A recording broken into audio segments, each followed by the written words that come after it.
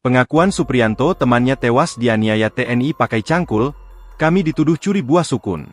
Luka di kepala Supriyanto, seorang warga Pekanbaru, memang mengering tapi ingatan saat ia dan temannya Gunawan mendapat penganiayaan oleh oknum anggota TNI, AL takkan terlupa.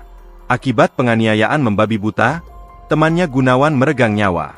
Supriyanto masih ingat jelas bagaimana kondisi Gunawan yang berlumuran darah setelah dipukuli oknum marinir di Jalan Kuantan 1, Kota Pekanbaru pada pekan kemarin.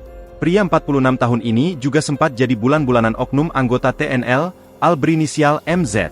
Informasi tribunpekanbaru.com, oknum marinir itu bertugas di Badan Intelijen Strategis, BAIS.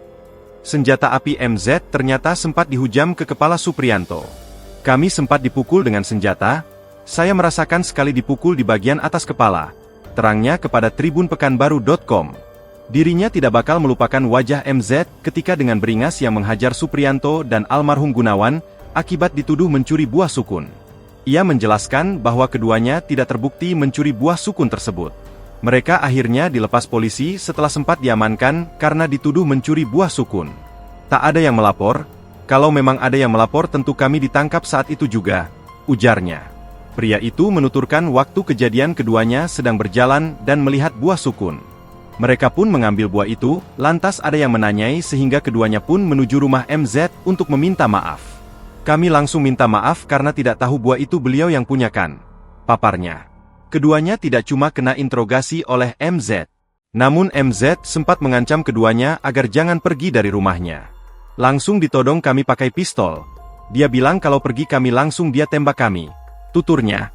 Saat kejadian tersebut, keduanya tidak bisa pergi dari rumah karena kunci sepeda motor juga dirampas MZ yang marah. Keduanya pun langsung dipukul dengan senjata api milik MZ. Kami berdua digiring ke teras rumah dia, bocor kepala kami kan. Gunawan waktu itu sudah berdarah, ujarnya.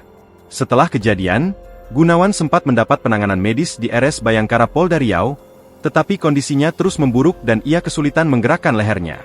Ia kemudian dibawa ke RSUD Arifin Ahmad, di mana hasil tes darah menunjukkan ia positif tetanus dan kondisinya dinyatakan sudah memprihatinkan.